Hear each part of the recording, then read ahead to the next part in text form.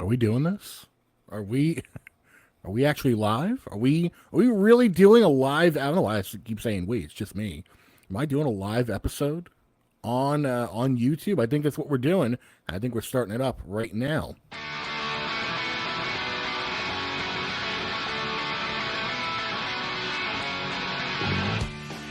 Coming to you from the Oddball Podcast Studios in New York City. My name is Vin Forte, and first flub. Oh man, right out of the gate. But my name is Vin Forte. You are listening to Oddball with Vin Forte. Subscribe over on Apple, Spotify, Stitcher, wherever you get your podcasts from. You know where you get your podcasts from because you're listening to one right now. And if you're watching this, thank you. Subscribe at Oddball Podcast over on YouTube. Again, the social media accounts on Twitter at Oddball Podcast over there. At Mighty Vin for the personal account, and at Vin Forte NYC over on Instagram. So yeah, I'm doing video now, baby. So again, Oddball Podcast. If you're listening to this over on wherever you get your podcast, make sure you go and subscribe over on YouTube so you can watch. You could listen on YouTube if you want. I know YouTube, if you pay for it, you can just listen to the audio and the video. If you want to watch the video, do whatever you want. It's just another way to consume what I'm doing here. The only difference is it's probably going to be more flubs because I'm not going to edit it. It's just going to be me recording live and then uploading it directly to YouTube. So, we kept that one in at the start. Hopefully that's a good omen of things to come. But yeah, you see there's like a little scroll on the bottom. There's some cool stuff here. Some cool stuff you could do on video. I feel like an old man just learning how to use a computer. Oh man, look at this cool stuff you can do with a computer. Look at this. You could put up graphics. Look at that. Look at that. Get the George Michael sports machine loaded up. Because why not? Why not? Do kids even know about the George Michael sports machine? If you live on the East Coast, first off, if you don't live on the East Coast, completely lost on you. And if you're not above like 30 years old at the earliest, good luck. Go just look it up. Do that on your own. But we're going to just get right into it because there is a lot to talk about. We got a lot on the docket this week. First things first, obviously, the big story is this man right here. Mr. Nikola Jokic, who him and the Nuggets swept the Lakers this week in pretty, I was going to say decisive fashion. Of course, the sweep would be pretty decisive. But I want to talk about the narrative around this series and around the Nuggets in general, because Nuggets have been a great team all year. We know that, right? Like, Jokic has been in the MVP conversation. Probably would have won, except for some late season heroics by Embiid. But, a lot of people now are saying, and I really don't care for this argument. They're going, oh, well, it's not that I doubted Jokic. It's that I didn't see enough of him. People who follow the NBA, like real deal, I get paid a lot of money. Not me. I don't get paid a lot of money. They get paid a lot of money to follow the NBA. Jokic, this man is a two-time MVP, was going to three-peat the MVP, and people were like, well, I haven't seen enough of him. I haven't seen a big enough sample size. This hasn't been on national TV enough this year. Really? The guy's an all-star. He's been playing out of his mind. But because Denver's not exactly a sexy market, a lot of people have kind of poo-pooed the Nuggets. They've ignored them a little bit. I talked about this with ESPN's and Anscape's Martenzie Johnson a couple weeks ago. We talked about how the Nuggets, to a lot of people, kind of boring. And I'm sorry, Nuggets fan, that's just the perception that some people have. It's like, it's the Spurs thing, it's the Tim Duncan thing all over again. Duncan's great. Duncan's a top, to a lot of people, he's like number 5, 6, or 7 on a lot of people's top 10 list of all time. But he's the big fundamental for a reason. But the thing with Jokic is, okay, he does a lot of the fundamental stuff great. And he can just outwork you like crazy. And he's, he's a big man. Like, even in the NBA, Jokic is a big boy. So, he has a lot going for him.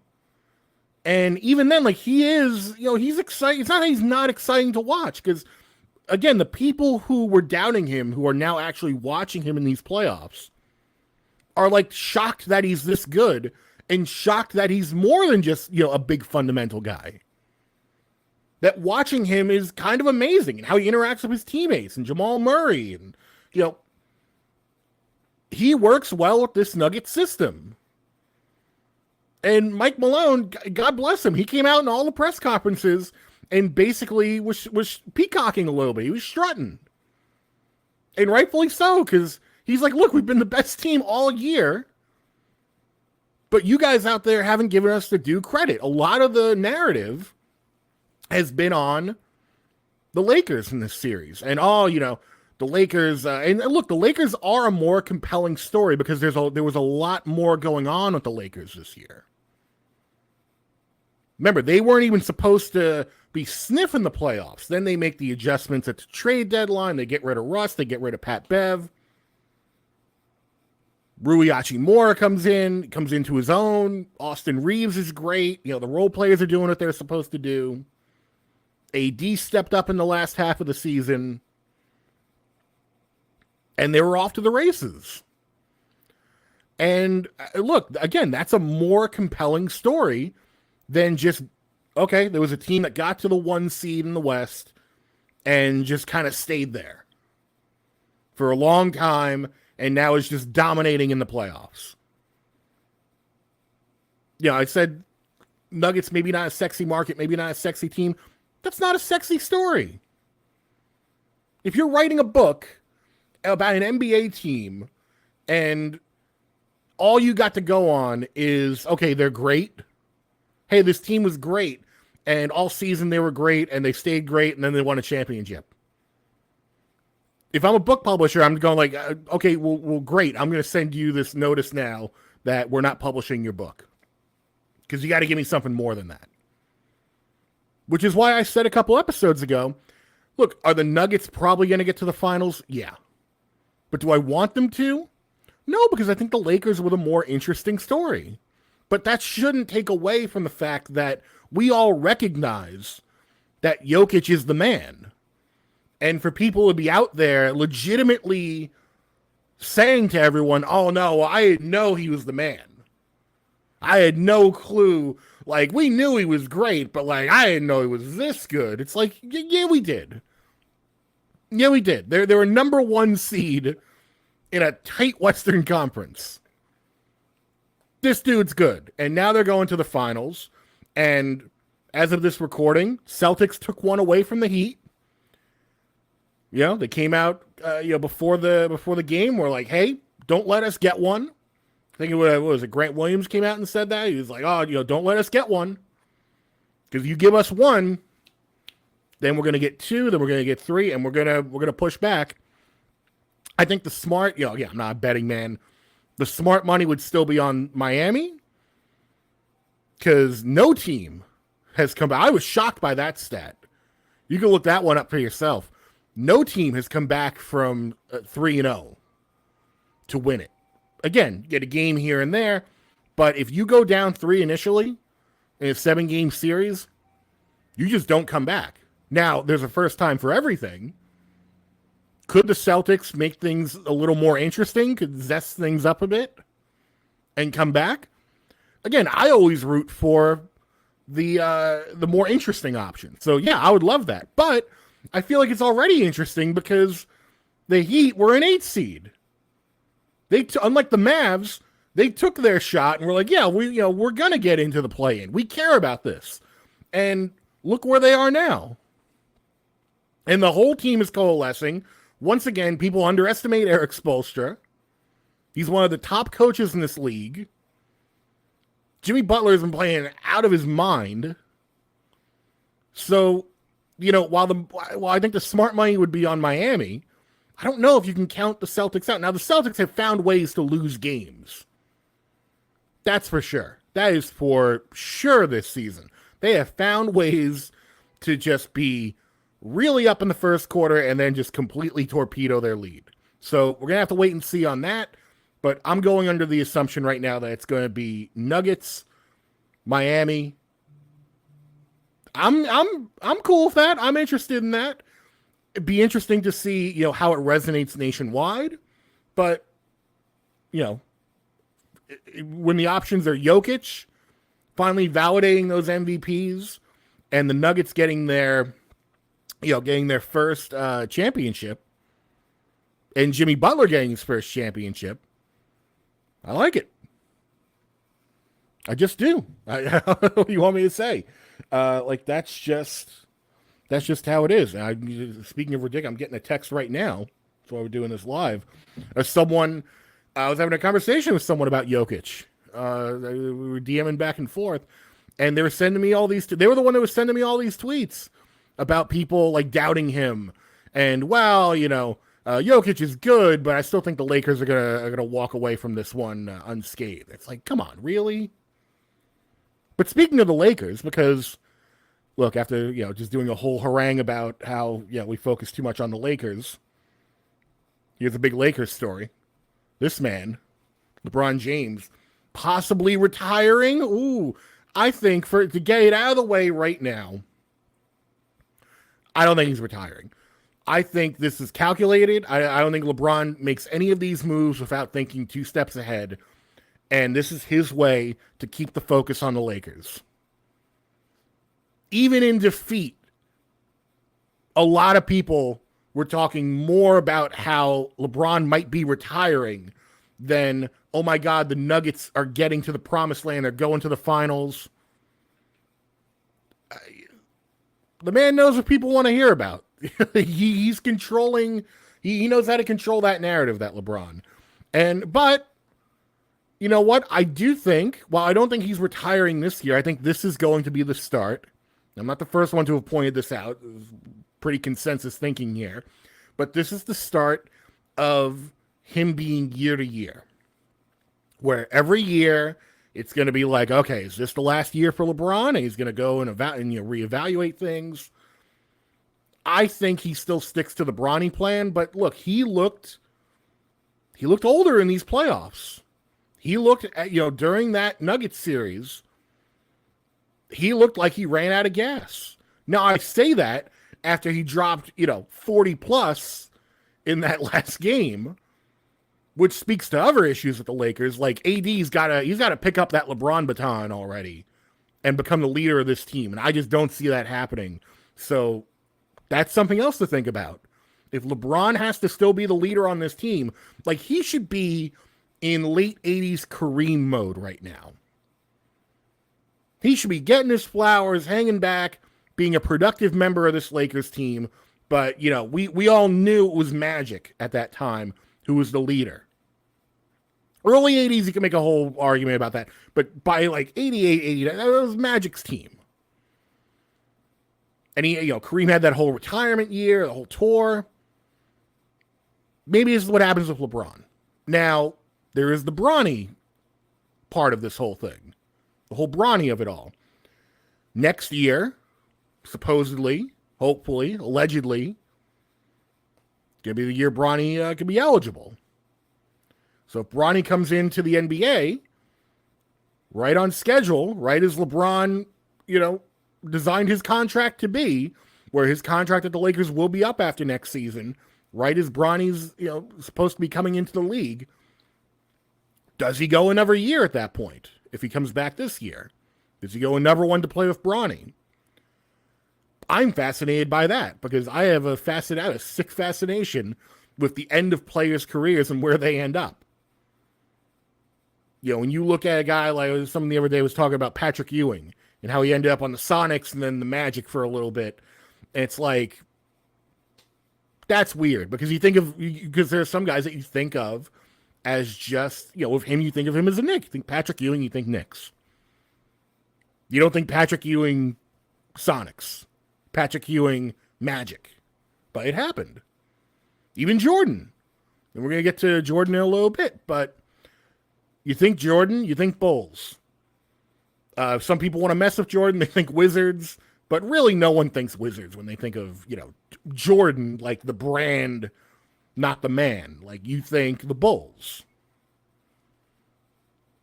So, when LeBron gets to that point, should he choose to play with Bronny, and Bronny gets drafted to, the Pistons, is that going to be something that the Pistons would want to take on? Or, the Magic or whoever? We'll say the Pistons for now. Let's say the Pistons draft Bronny.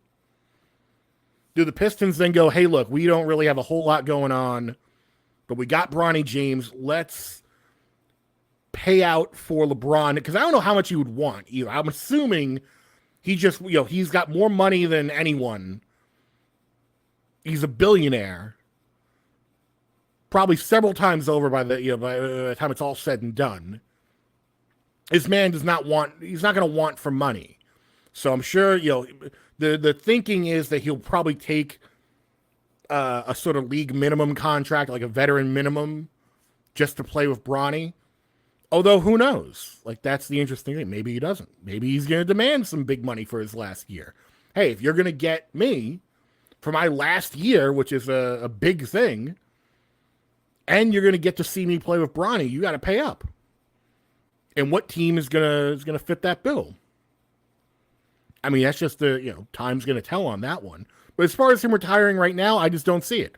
I think this is his ploy, is his little hat tip, little wink nod to the front office that, hey, we see what we did this year. Like, we like the trade moves, but Kyrie Irving doesn't just get to sit in the front row of a Lakers game, in the late stage of the playoffs because he bought a ticket there. You know what I'm saying? Like, you don't get those seats out of nowhere. I fully buy into the theory and the thinking right now that was sort of a little like elbow to Rob Pelinka. Like, should we go for it? Now, who they'd have to give up to get Kyrie and what Kyrie would want, I think that's a whole other discussion. That's good. Because I don't think the thinking right now apparently is that the Mavs are not going to give him the max that he's looking for. Nor should they. Because I don't think they have a big enough. Like, look, he played nice with them this year, but the Mavs really didn't. Look, they didn't improve at all. This is a team that just sort of punted on the playoffs when they had a chance to get in. So God knows what they're thinking. God knows what their plan is right now. But I just don't see them getting, because whatever team is going to give them the max, and I don't think the Lakers, they would have to give up too much to get him. So I think that, in turn, gives the Mavs a little leverage to not pay him as much. So that's going to be, look, that's something to put on the back burner. That's the Kyrie situation in Dallas. Put that one in your back pocket. We're going to come back to that one in a couple weeks. Guaranteed. But bottom line, LeBron, don't think he's retiring. But, speaking of retiring, there was one man who did retire this week. I thought it would have been a little unceremonious, but I think he got more love and flowers than I maybe anticipated. I mean, I live in New York, so obviously he's going to get it from Knicks fans. But Carmelo Anthony retired this week, formally put out a video. I think it was a good video, too. Like, he thanked everyone, did the whole, sort of thank all the teams that had him throughout the years, and then paid it forward and talked about his son. It was like, hey, big man, you're the next one up. You are my legacy. I think that was a very classy touch by Carmelo. And the conversation very quickly from there went to something that I've talked about on this pod in the past, something that Knicks fans have talked about basically since he left. And I'm still kind of torn. I see both sides of it. Melo, do you retire his number? Do you put 7 in the rafters? And the argument against him, I'll start with that one first, is that, well, he didn't deliver. He didn't get them to a conference final. He didn't get them to a finals. He didn't, what did he do with this team? Won a couple playoff series early on. Now, again, we're talking about the Knicks during the Carmelo era, partly the Phil Jackson, owner era, not owner, but president of basketball operations era. So it's not like you could put all the blame on Carmelo during that time. But, there are stories out there where his teammates would go, sometimes Carmelo would be happy about getting 30 points in a loss rather than 17 points in a win. So, there was always, the people complaining about that he could have been a better teammate during that time. But again, the organization maybe didn't build around him in the way they should have. I don't know who you could have got around that time that would have wanted to come to New York. And look, he's a Hall of Famer. For sure. That's the conundrum here, is that whatever you think of Carmelo Anthony, he is a Hall of Famer. He's going in. Between the NCAA win, in Syracuse, and all the stuff with Team USA, and the scoring title, and all the All-Star appearances, he's going in.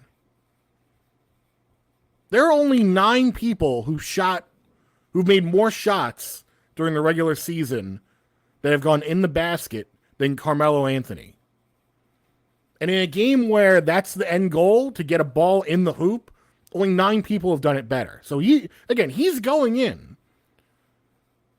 So the argument for him then is, hey, we had a Hall of Fame player on our team for 7 years.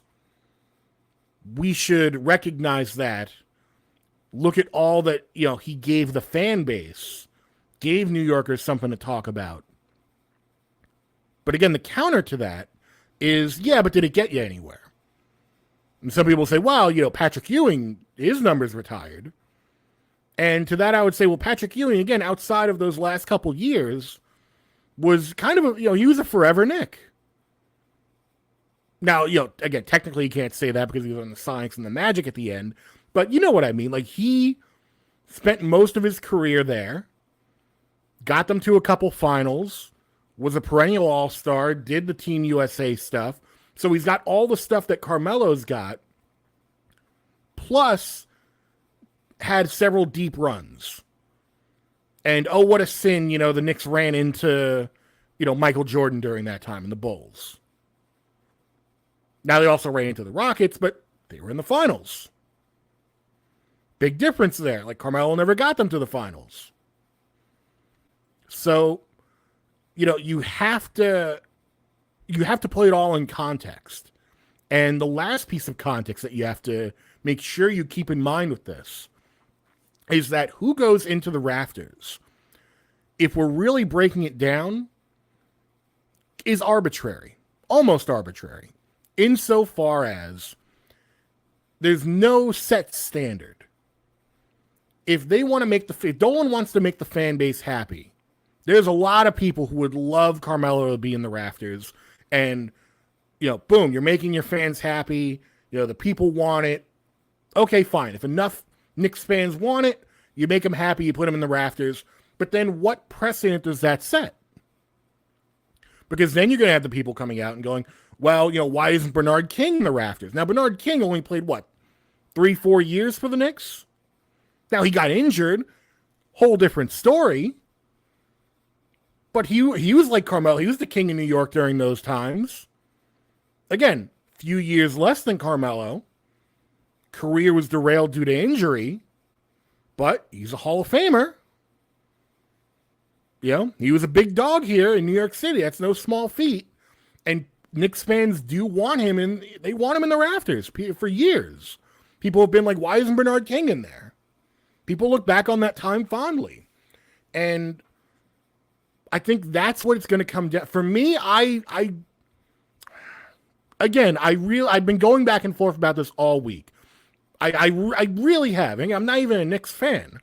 But on one hand, I'm like, yeah, put him in because it will make the fans happy, and he does represent to a certain generation of Knicks fans. It represents their team. Like, it represents that moment. Even if the moment was fleeting, it's a big moment to those who were there and got to see him. Now, again, on the flip side, do a couple really fun moments equate to, oh my God, like, you're immortalized, we're putting you in the rafters? I don't think so. But again, if I'm running the organization, maybe I put a research team out on this and really try and nail down, like, okay, is it worth putting him in the rafters? Is this something that the majority of fans really want? I would bet they do. But again, the flip side is, do you want the standard to be a little higher?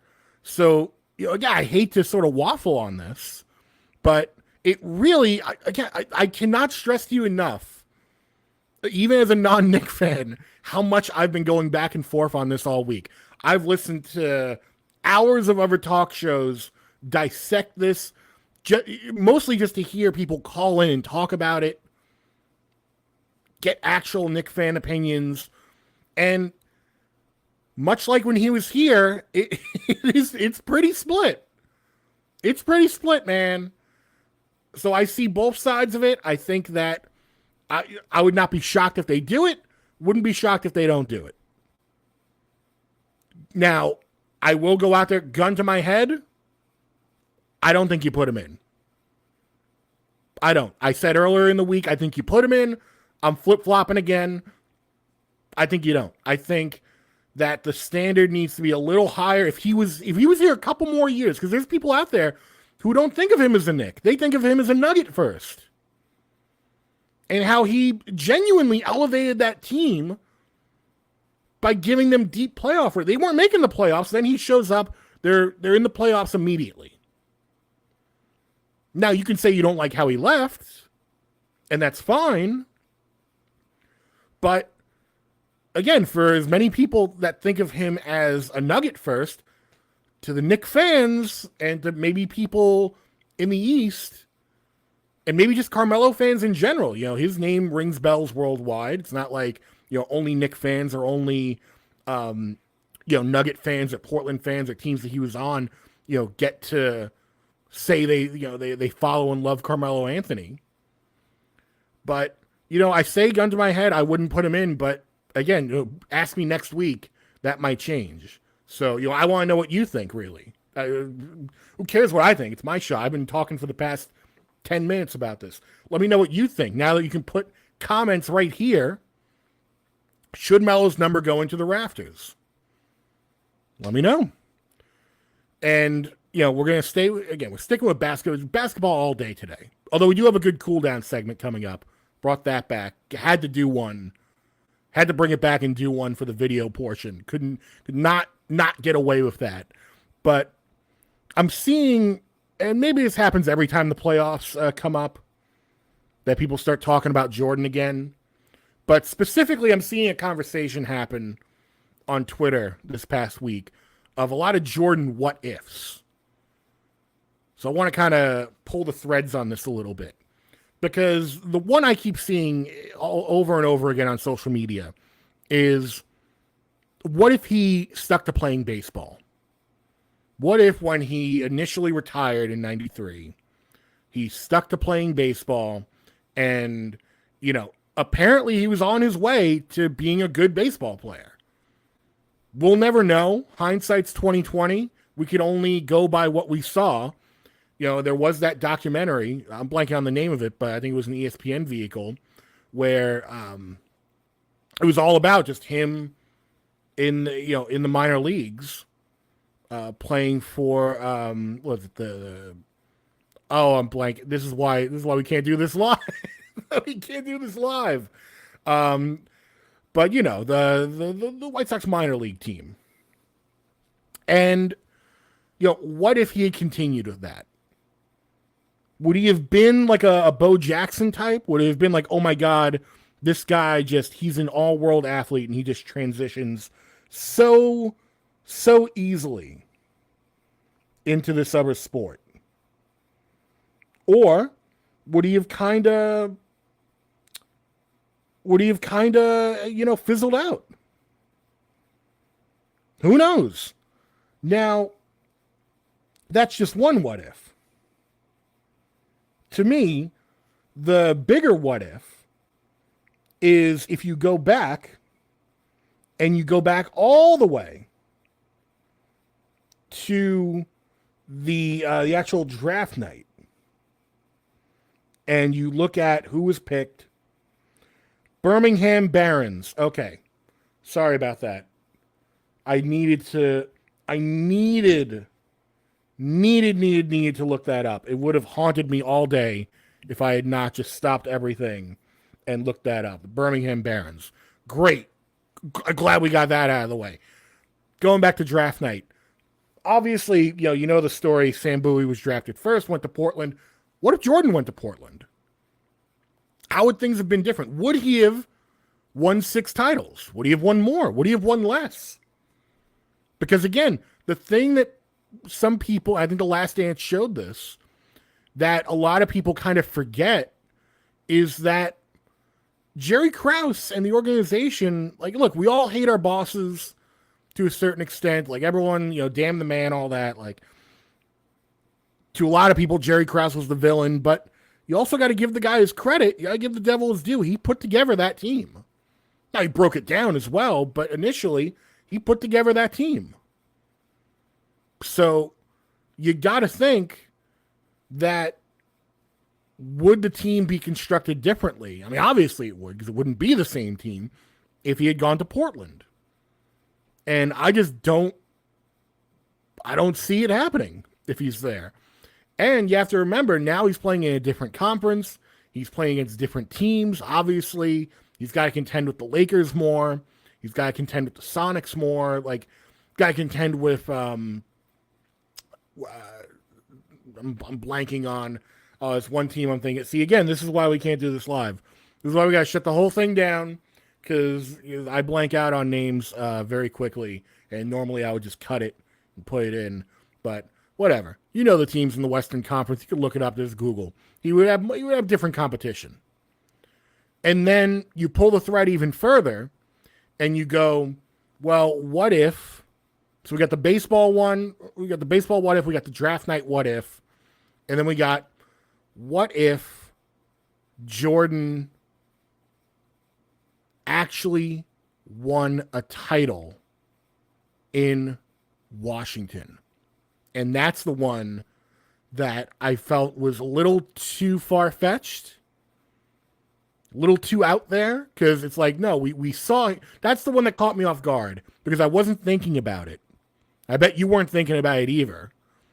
And it's like, that one's almost unfair, because we know what happened. It's not like, oh, what if he went to the Wizards and, did what he did?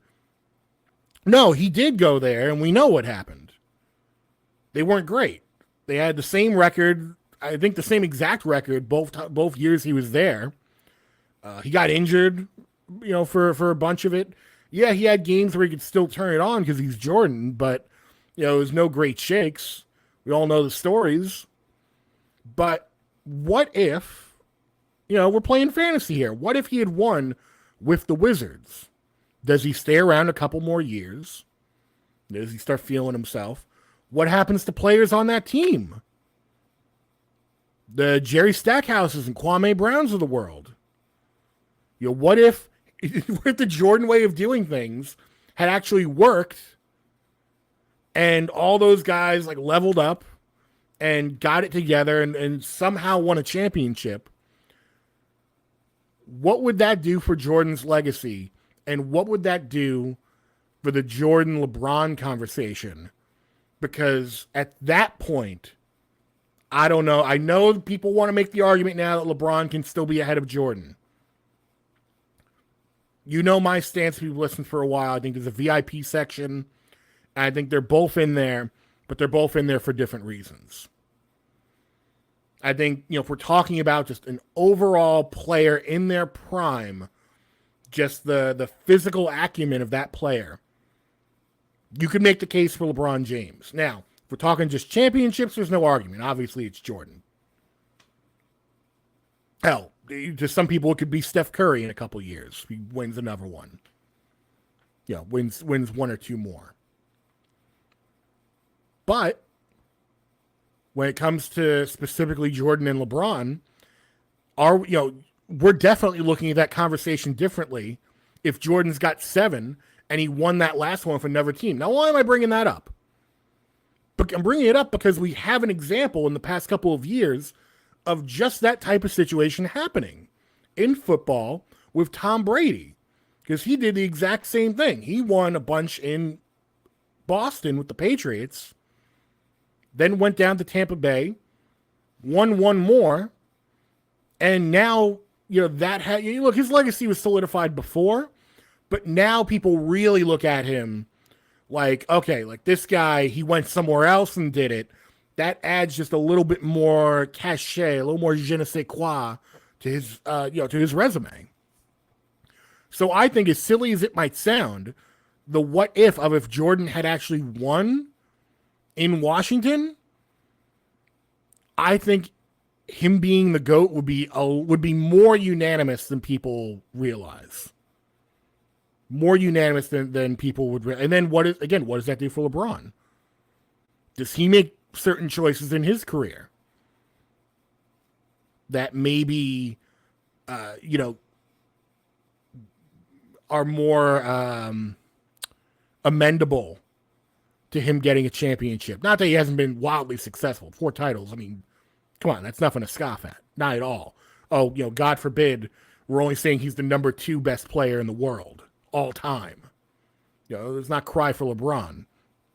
But you know what? Maybe his thinking is different at certain points. Maybe he stays on Miami. Now, I know, he wanted to go back to Cleveland, all that, but maybe he stays a couple more years just to get, an extra ring or two. To make that not 1 ring, not 2 ring, not 3 ring, not 4 ring. Like, maybe he sticks around to make that happen. Because he sees, no, I got to go the extra mile to get over this sort of GOAT hump. I can't believe I said the word GOAT hump on this pod. But, it is what it is. Again, we're recording live. I'm not going to edit it. So, there it is. But the other what if that I want to throw out there is, what if, and here's a real, notice I'm getting weirder and weirder with these. It started out fairly normal. People have thrown out a couple other normal ones on Twitter, but I like the ones that are a little crazier. And this is the weirdest one that I've heard. What if, and I don't know if it was a success or not. I want to say it's certainly a cult classic. They did a sequel to it, but Space Jam. What if, let's assume, I don't have the numbers on me, but let's assume it was a success. But what if it was such a success that it was like, we got to greenlight a sequel immediately? Like, what if it was like that level of success? And that's that's really interesting to me because, and follow me on this, because you're not even thinking of where this is going to go.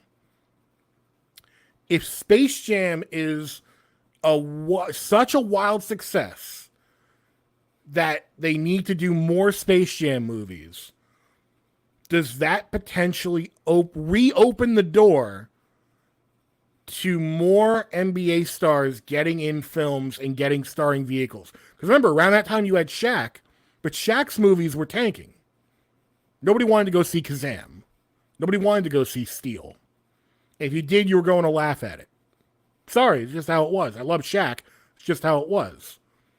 But if Space Jam is like such an otherworldly hit that they're like, we gotta rethink this, are more NBA players getting into the movie game? And if they are, maybe someone busts out as a legitimate, like, hey, this guy's actually a really good actor. And then if that person, let's say Grant Hill, let's say they put Grant Hill in a movie and he's like the greatest thing since sliced bread. Like, oh my God, this guy, Grant Hill can act his ass off. Does that sort of continue? And look, athletes have been in movies since movies have existed. It's not like it doesn't happen. I was watching the other night, rewatching Kevin Garnett in Uncut Gems, and he's great in it. He's actually really good. But you know what I'm saying? Like, what if it then becomes a thing again? Do we, how does that impact at the dawn of the millennium NBA players at a time when off-court activity is under such scrutiny by David Stern? Because remember, you had Allen Iverson, and the way he dressed, I think very unfairly so. Like, people were maligning him, and he's putting out a rap album. People were killing him for that. Again, I think very unfairly. But does that narrative change at that point if you have this big door opening? Again, not only the movies are one thing, but maybe that becomes the catalyst to opening the door for more NBA players to put out albums, more NBA players to go on TV shows, get agents that are going to put them in film projects. And how does that affect the popularity of the NBA, and how does that affect teams, quite frankly? Like, if someone's off doing a big project, maybe they do it, during the playoffs, and it becomes a big scandal. I mean, we saw Rodman in the playoffs, join the NWO in WCW. Now, it didn't hurt Rodman. I mean, to be fair, it didn't hurt Rodman one bit. They won that year, obviously. But I'm just saying, like, I'm always interested in, like, when one domino falls, what's the butterfly effect? So, maybe I'm crazy. Maybe it's just stupid. But, I'm just thinking about the weirdest what ifs. But something that we don't have to what if. Something that we know. Something that we know is happening. I don't know how I feel about this. And this is today's cool down segment. There are Heinz remix machines out there now. I'll say that again because I think I flubbed it a little. Heinz remix machines. This comes courtesy of The Takeout. Heinz unveils the Coca-Cola Freestyle of ketchup, which sounds absolutely disgusting, but in context, it's just like, oh, it's an automated condiment machine. Now, what this means is exactly what you're thinking it is. So there's going to be 4 base condiments. It's going to be Heinz ketchup, ranch, 57 sauce, which I've never liked, and barbecue sauce. Now, with that come, quote, enhancers, where you can add jalapeno, smoky chipotle, or buffalo mango to any of those. And as of right now, I'm assuming there's more enhancers, maybe not, but that's what the ones that they're sort of pushing right now at the initial launch. But they claim more than 200 potential combinations, and it's going to debut later this year, and early next year they're going to start rolling them out, and I guess like Burger Kings, McDonald's, and places like that. And while I like the idea, I give them an A for effort, because it's like, hey, we got the Coke freestyle machines. Like, why not do condiment freestyle machines? There's just something about the condiment freestyle machine that I find like a little gross. Is that the right word? Like, look, I'm sure it's well refrigerated. I'm sure you could make the argument that it's a lot better than just the plastic tub with the pump. But you know what? You know what's good about that plastic tub with the pump? The clear ones, like, I can see when that stuff goes bad. I can see when it's almost down to the bottom, and it's like, maybe I shouldn't. I can see when it's refilled, it's up to the top. Okay, this seems good. It seems like this is the good. I'm getting the green light on this condiment pump. But with these machines, I feel like there's just a lot of work in the maintenance. You know what I mean? Like the Coke freestyle machines, you're dealing with more like, this is not going to make any sense, but more liquid. Like, this is like goopy liquid. You know what I mean? Like, this is like sludge. Like, you're dealing with condiments. So like the freestyle machines, I'm sure it's just a matter of, replace the syrup, rinse put a thing in, rinse it out, and you're probably good to go. This, it's like, it's going to be dried 57 sauce inside the machine. After a while, these things can get gross fast. These things can get real gross quick, fast, and in a hurry. So I'm I get it. I appreciate the effort. Heinz, you overstep your boundaries sometimes, because especially in the past couple of years, they do that like, oh, we're going to put the ketchup and the mayo together with the barbecue. I know some people do that. Look, I'm not trying to yuck anyone's yum. All I'm saying is that it could get a little gross. Get a little hinky. Get a little weird. Because again, okay, you've got these sauces, but are the sauces going through the same like spigot? Because that could screw things up as well. That could make things taste a little weird. So I'm just looking at the sanitary aspect of this. I don't want to come back here a year from now and be reading stories about how there's like mold and rats growing inside this freestyle machine, this ketchup freestyle machine. That's all I'm saying. So, go enjoy it. I don't know why I sound like an old man on this. Like, kids in their Heinz remix machines. Back in my day, we had to do a hand pump 15 times to get 3 squirts of ketchup on my hot dog. But it is what it is. And you know what? What else is what it is?